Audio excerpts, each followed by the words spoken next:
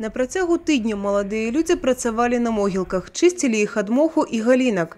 Спільвалі старыя дрэвы, рамантавалі падмурак монумента. Могілкі Першай сусветнай вайны ў Тамашоўцы маюць міжнародны ахоўны статус. Тут пахавана больш за 1300 солдат и офицеров Российской империи, Кайзеровской Германии и Австро-Венгрии. Студенты или волонтеры из Германии и Франции имеют возможность узнать о жизни белорусов гораздо больше, чем из других источников. Волонтерский отряд не разделяет немецкую могилу, русскую могилу. Они помогают привести в порядок все могилы, тем самым проповедуя мир и тот факт, что войны не способствуют сближению народов. Девіз волонтеру – примирение над могилами, праца у імя миру. Волонтерский рух народился у Германии 55 год тому. За гэты час розныя пакаленні хлопцаў і дзяўчат наведалі ўжо больш за 60 краін, але ў Беларусь завіталі ўпершыню. І вось на сімвалічнай стужцы сяброўства з'яўляецца сцяг нашай краіны. Праца над пахаваннямі – гэта толькі адзіная частка. Другая важная мэта, каб людзі з розных краін пазнаёміліся, каб паміж імі ўзнікла сяброўства. Мы тут усяго 5 дзён, але за гэты час я бачу, як група згуртавалася. Яны праводзяць разам увесь вольны час.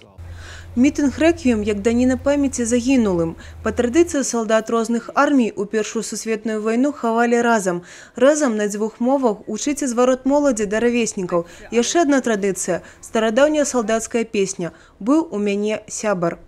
Will mir die Hand noch reichen, derweil ich eben war.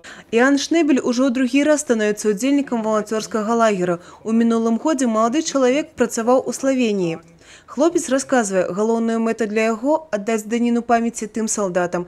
Дзед Іана знік без вестак на фронтах усходняй Еўропы падчас Другой сусветнай вайны.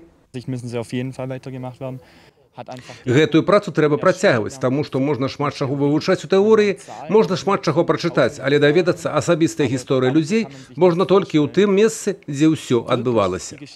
Мір пачынаецца з маленькіх рэчаў. Мір у сям'і, сярод суседзяў, сяброў, а вялікі мір менавіта з іх і складаецца. Олег Медведь, будучы гісторык, кажа, такі палявы лагер – магчымасць дакрануцца да гісторыі асабіста. В нашей семье очень чтут наших 2 прадедов, которые воевали. И это, безусловно, память о всех солдатах, которые погибли на разных войнах. Хотелось помочь чем-то, что-то сделать хорошее за лето. Просто сидеть дома и ничего не делать – это скучно, а так мы общаемся, мы смеемся, улыбаемся, помогаем и делаем доброе дело. Волонтеры склали кветкі да брацкай магілы савецкім пагранічнікам, якія загінулі ў першы дзень Другой сусветнай вайны.